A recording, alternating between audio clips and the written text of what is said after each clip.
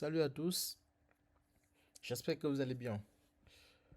Euh, je reçois plein de messages par rapport à la publication que j'ai faite hier. Et désolé de ne pas tous vous répondre car j'ai vraiment pas le temps. Et du coup, je pense que faire cette vidéo va résoudre beaucoup de problèmes. Et du coup, je pense que ça va vous aider. Alors, je rappelle encore que l'université Paris-Saclay, c'est l'une des meilleures universités, d'ailleurs classée 16e rang mondial dans certains domaines comme les mathématiques, etc. Et aussi classé première en France dans les mêmes domaines comme l'informatique, les mathématiques, la physique, ainsi de suite. Et du coup, l'université offre la possibilité aux étudiants internationaux de pouvoir postuler pour des masters depuis les pays d'origine. Et du coup, cette inscription se fait totalement en ligne. Elle est 100% gratuite. Et dès que vos dossiers sont parfaitement bons, sous peu de temps, vous allez recevoir une admission qui va vous permettre de commencer vos procédures Campus France pour l'obtention de votre visa. Et du coup, pour s'inscrire, je vais aller sur le lien que je vous ai partagé. Pour ceux qui viennent, qui n'ont pas de compte, quand ils vont sur la plateforme, pour ceux qui n'ont pas encore créé de compte, vous cliquez sur créer un compte. Alors vous allez remplir les différents champs disponibles et aussi faire une vérification pour voir si vous êtes vraiment un humain ou pas. Ensuite, vous cochez cette case et vous tapez enregistrez-vous. Automatiquement, vous allez recevoir un mail qui va vous demander de confirmer votre mail ou vous confirmer automatiquement votre inscription sur la plateforme. Et moi, j'ai déjà un compte, je me connecte. Automatiquement, je me connecte. Alors, dès que vous vous connectez, désolé, je vais supprimer ces formations. Je vais les supprimer. Voilà. Automatiquement, dès que vous vous connectez, vous allez tomber sur cette page où on va vous demander de faire une nouvelle candidature. Alors, vous tapez nouvelle candidature. Vous tapez, comme j'ai dit, la plateforme offre exceptionnellement que des formations en master. Du coup, vous tapez la mention. Alors, vous avez plusieurs mentions aussi. C'est différentes mentions dans lesquelles vous pouvez faire votre, votre candidature. Alors moi, je vais prendre par exemple un master en Sciences Po. Je prends M1. Je prends master sciences politiques. Et aussi ici, on vous affiche automatiquement la date limite, la date de début de la candidature et la date de fin. Alors, je vais prendre une autre formation. Par exemple, je prends MIAGE, la formation que j'ai faite. Alors, prenez M1, vous tapez Master. Alors, ici, une petite lumière à ce propos. Les formations qui sont genre intitulées de cette façon sont les formations initiales. C'est-à-dire, ce sont des formations où toute personne, bien, vous avez tous accès à ces formations. Mais celles qui sont intitulées apprentissage ou alternance, je ne vous conseille pas parce que l'alternance, c'est un autre régime d'enseignement ici en France. Et du coup, cela suppose d'abord que vous ayez une entreprise, c'est-à-dire une entreprise doit au préalable vous accepter pour une alternance. Et voilà, comme ça, vous pouvez postuler. Mais étant à l'étranger, vous n'avez pas d'entreprise qui vous a accepté. Vous postulez pour ces formations, vous n'allez pas avoir une réponse positive. Alors, pour cette formation, il y a un lien qui s'affiche. Ce lien vous permet d'avoir l'aperçu général sur la formation que vous avez sélectionnée. Et si on vous dit que cette formation a une capacité d'accueil de 30 personnes, la langue d'enseignement c'est en français, les types de régime d'inscription, formation initiale que je parlais tout à l'heure et la formation continue qu'on appelle aussi l'alternance ou l'apprentissage. Voilà, vous avez le lieu d'enseignement, les prérequis, les compétences, les différents programmes pour les semestres, les modalités de candidature. Vous allez voir ici la date de candidature est là, la liste des pièces justificatives est aussi mentionné. Il y a d'autres formations, les pièces justificatives ici varient en fonction des formations.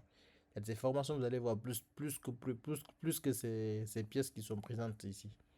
Il y a des formations, vous allez voir ici une liste, on va vous demander de faire une liste de choix, je ne sais pas quoi, mais il y aura un lien qui va vraiment vous permettre de sélectionner c'est-à-dire ces différents documents demandés, vous permettant de pouvoir faire le dépôt sur la plateforme après. Ensuite, vous avez le contact.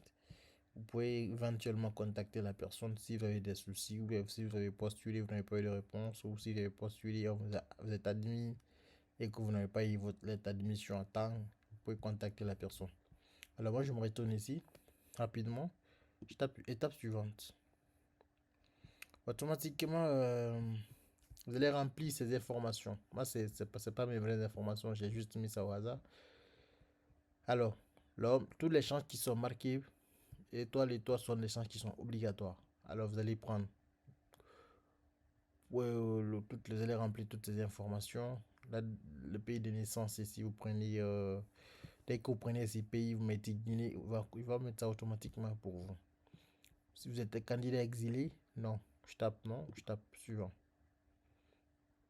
Alors, ici, pour les baccalauréat ou l'équivalent, vous mettez l'année à laquelle vous avez eu le bac, c'est-à-dire la mention obtenue, l'équivalence du bac, c'est-à-dire, vous allez mettre ici parce qu'il y a plusieurs bacs. Vous serez confus si vous mettez à chercher le bac guinéen, parce que vous allez voir sciences expérimentales ici, mais c'est dans le système français, quoi. Donc, prenez équivalence bac, et puis de pays Guinée. Est-ce que c'est votre première inscription dans l'enseignement supérieur? Pour vous, oui. Pour moi, je pourrais conseiller non parce que déjà, ouais, c'est pas ma première fois.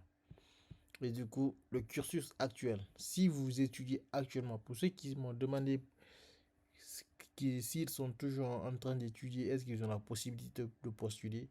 Cette candidature, c'est pour la rentrée prochaine. Donc, si vous êtes sûr d'ici la rentrée prochaine, vous aurez votre diplôme, là, vous pouvez postuler. Mais à défaut, je vous conseille ceux qui ont déjà une licence, qui sont en train de faire des formations supplémentaires ou qui sont en train de faire une reconversion, tout dépend de vous. Mais à défaut, vous avez déjà un diplôme à base duquel vous allez faire votre candidature. Donc si oui, vous faites un établissement à l'étranger, vous mettez par exemple licence en Guinée, en sciences politiques, institut. Alors, l'année d'avant, est-ce que vous avez étudié? Si oui, vous mettez dans un établissement étranger que vous remplissez. Si vous n'avez pas étudié, vous mettez aucune formation. L'année de 2021 aussi, pareil, vous faites pareil. Alors, êtes-vous diplômé ou en cours d'obtention d'un diplôme dans un établissement français? Non. Deuxième, non. Moi, j'ai mis non partout parce que je ne veux pas. Je n'ai pas eu une interruption pendant plus de 2 ans. Je n'ai pas postulé dans une autre université en France, et ainsi de suite. Je tape étape suivante. Alors, les différentes tâches que vous avez effectuées. Les deux champs vous permettent juste d'enrichir vos. Malgré qu'après, ils vont vous demander votre CV. Mais ces champs vous permettent juste d'enrichir votre candidature. Si vous allez mettre les différents stages que vous avez eu à faire, l'année du stage, l'organisme d'accueil, la durée en mois, le nom de votre responsable et quelques détails par rapport à votre stage. Si vous avez fait le stage par exemple, si ça, donc quand vous avez fait le stage et vous avez fait le stage dans un service précis, vous mettez ça et qu'est-ce que vous faisiez quand vous faisiez le stage, quoi. Donc les différents trucs autour duquel se tournait votre stage. Alors, vous prenez, ensuite vous tapez ajouter et vous tapez étape suivante. Le parcours professionnel, si vous avez étudié, c'est que les différentes, et si vous avez eu un emploi, si vous avez une expérience dans le milieu professionnel, c'est-à-dire en dehors des stages, si vous avez fait voilà. Par exemple, si tu as travaillé dans un organisme, tu mets l'année à laquelle tu as travaillé, l'organisme dans lequel tu as eu à travailler, la durée un mois, le sujet. Vous pouvez ajouter autant de trucs, d'expériences que vous voulez ici, hein. Pareil que par là, vous pouvez ajouter autant de stages que vous voulez. Je tape suivant. Et rapidement, on vous demande, est-ce que la langue officielle, moi je parle le français. La langue maternelle, j'ai rien mis. Votre niveau de langue est très bon. Le suivi de cursus en français, oui, je veux bien. Ensuite, le niveau de langue anglaise, bon. Suivi de cursus en anglais, si vous voulez, oui ou non, tout dépend de votre niveau. Pour l'année 2023-24, avez-vous postulé pour un programme autre que le programme de bourse internationale de l'Université Paris-Saclay? Non. Si c'est vous, si c'est vous, c'est le cas, vous tapez oui. Alors, afin d'anticiper les démarches administratives, quelle est votre situation actuelle? Si vous êtes étudiant, vous cochez cette partie. Si vous êtes stagiaire d'une formation continue, vous cochez cette partie. Si vous êtes en recherche d'emploi, vous cochez ça. Si vous êtes déjà en emploi, vous cochez ça. Et s'il y a une autre raison, vous cochez ça. Et puis vous allez voir ça, un champ va apparaître, vous allez remplir l'autre raison. Est-ce que vous avez interrompu vos études pendant plus de 2 ans? Si c'est le cas, vous cochez oui. Mais voilà. Ensuite, la source qui vous a permis de... C'est que par quel moyen vous avez entendu parler de l'université, quoi. Si c'est par un ami, par une brochure, par internet, ainsi de suite, vous tapez et puis vous tapez étape suivante. Alors, cette partie est très importante parce que là, c'est comme si dans le système classique, on disait de demander des lettres de recommandation, quoi. Sauf que ici, vous allez mettre le mail et les informations de vos référents. Ils vont recevoir automatiquement un mail. Dans ce mail, il y aura un lien qui va les envoyer vers un formulaire. Dans ce formulaire, on va leur poser des questions par rapport à vous. Il va répondre correctement. Par exemple, en quelle année il vous a connu? Est-ce qu'il vous recommande en tant que qui? S'il tient compte des autres étudiants, quel est votre niveau de compréhension? Si vous êtes bon, très bon, votre capacité d'adaptation, votre communication écrite, orale, votre communication écrite, et ainsi de suite. Il y a certains aspects sur lesquels on va lui faire, on va lui demander son avis par rapport à toi, quoi, à la personne qui postule. Alors, ici c'est obligatoire, je ne peux pas passer malheureusement. Il faut que je remplis obligatoirement. Et je ne sais pas si ça va marcher parce que j'ai déjà eu à remplir. Ok, espérons que ça marche. Je tape contacter les référents. Ok, si c'est bon déjà, voilà, ça sort en attente de confirmation, de recommandation. Tant que moi, j'ai pas rempli le formulaire, ça va toujours sortir en attente de recommandation aussi. Et si vous vous êtes trompé de mail, vous pouvez changer le mail, vous relancez le référent. Alors, étape suivante, c'est au niveau des justificatifs. Ici, ils vont vous demander toutes les pièces justificatives, la lettre de motivation, le relevé, le CV. Alors, pour la lettre de motivation, je vous conseille d'utiliser vos propres mots. Bon, ceux qui ont tendance à utiliser ChatGPT pour générer leur lettre de motivation, c'est bien, mais euh, ils ont des outils de détection des contenus générés par IA. Donc, soit vous allez vous chercher à vraiment, même si vous utilisez ChatGPT, mais essayez de faire une belle combinaison pour ne pas que ça passe, voilà, directement, quoi. On dit, c'est l'IA qui a généré. Donc, c'est un peu comme ça. Il y a aussi les détections de plagiat. Pour les relevés, on vous demande les relevés du bac jusqu'à la licence. Je vous conseille de combiner tous ces éléments dans un seul document PDF. C'est-à-dire, les relevés, moi je conseille d'ajouter les diplômes, parce que le relevé du bac plus le diplôme du bac, tous les relevés de la licence plus le diplôme de la licence, vous combinez tous ces éléments de façon croissante, c'est-à-dire à l'année croissante de l'année 2000 à l'année à laquelle tu as eu le bac jusqu'à l'année de la licence. Vous combinez tous ces fichiers dans un seul document PDF. Ces fichiers, vous allez le mettre ici. Et pour le CV, vous allez faire un CV aussi très simple. Justement, les justificatifs recommandés, bon, c'est des trucs qui sont recommandés mais qui ne sont pas obligatoires. Donc, par exemple, attestation de français pour les gens qui ne sont pas francophones, ça ne vous intéresse pas pour ceux qui sont dans les pays francophones.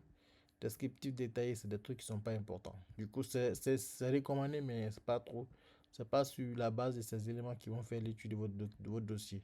Donc, voici les éléments qui sont importants. Et si tout est bon, et si les recommandations sont obtenues, parce que sans que les recommandations ne sont pas, tant que ces recommandations ne sont pas soumises, votre candidature, vous ne pouvez pas valider votre candidature. Vous voyez, c'est déjà au jour. C'est parce que ces recommandations n'ont pas été validées par la personne qui a reçu. Donc, si c'est bon, vous tapez sur étape suivante. Oui. Alors, c'est si vous allez valider votre candidature. Donc, si toutes les recommandations ont été reçues, les justificatifs ont été déposés, vous tapez valider ma candidature. Et automatiquement, tu vas recevoir un mail pour te dire, ouais, voilà. Et le statut va changer, c'est automatiquement, ça sera sorti, si confirmé. Et après l'étude de votre dossier, si ça sort, si vous avez été accepté, le statut change ici, ça sera écrit admis. Je rappelle aussi que vous avez la possibilité de candidater pour 7 programmes. C'est-à-dire vous pouvez faire 7 candidatures ici. La limite 7. Donc vous pouvez candidater autant de fois que vous voulez, mais dans la limite du 7. Donc je pense que j'ai été bien précis et j'ai été trop loin, mais je pense que ça va faire l'affaire. Pour ceux qui ont des questions encore, vous pouvez continuer à m'écrire.